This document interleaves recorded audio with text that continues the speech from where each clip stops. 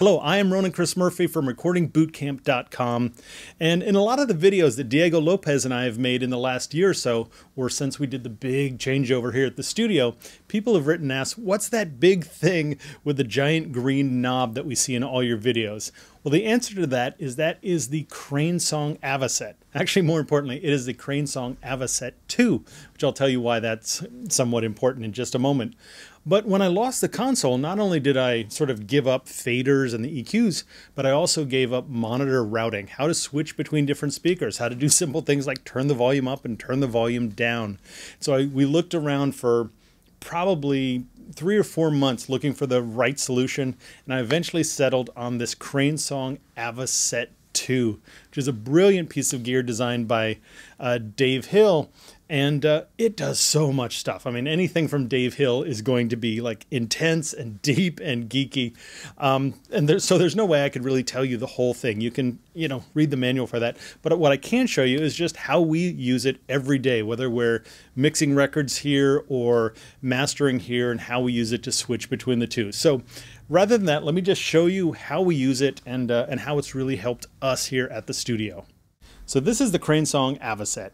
And, or more precisely, this is actually the remote control for the Crane Song Avocet. The Avocet is 2 parts, this remote control and the other part, which stays over in the rack, which actually has all the inputs, outputs, conversion, and that sort of thing. So at its simplest thing, this is a monitor controller. This is how we turn stuff down or turn stuff up when we're listening. So this is a big fat volume knob.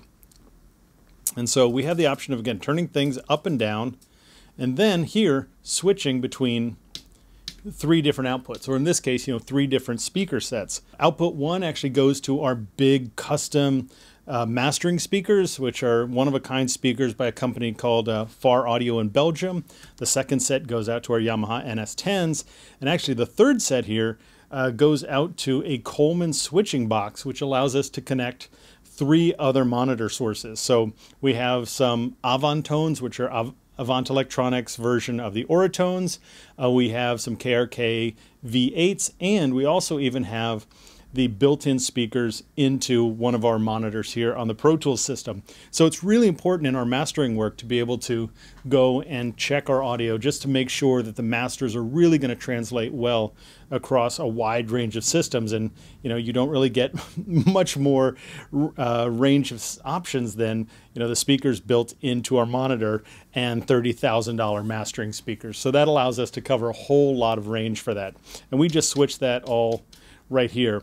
We also have a lot of things that are pretty common: a mute switch, a dim, which is just a diminish. So if you're kind of blasting things loud, you can go down to a predetermined level of attenuation to hear it quietly. Usually kind of good for when somebody walks in the room to ask you a question, just turn stuff down.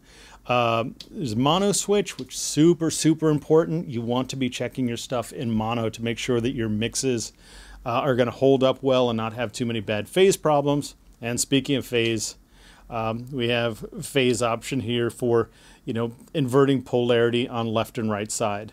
So we have up here just the ability to turn the left output and the right output. Very good way if we want to just hear what's going on in one speaker. So that's how we switch what goes out. Here on the other side is where we actually get to switch what actually comes in. So we have 3 digital inputs and 3 analog inputs. And so the analog inputs, in our case, this is, we've got a Apogee Duet that we hook up to a lot of computers that comes in here. Also this is the one for if somebody wants to plug in their iPhone or something like that. This one, we actually don't even use it.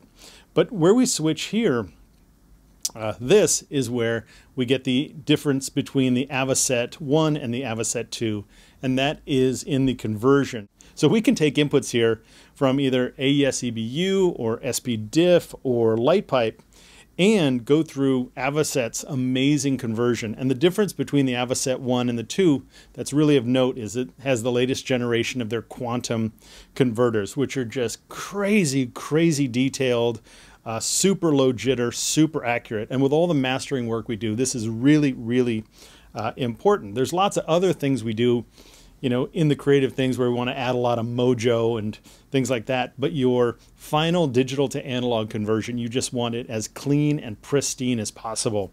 And the converters we use here for that are just outstanding. So that was, aside from the functionality, of course, one of the big things that's swayed us over into getting this over some other options we had available, just because we got the really awesome conversion built into it.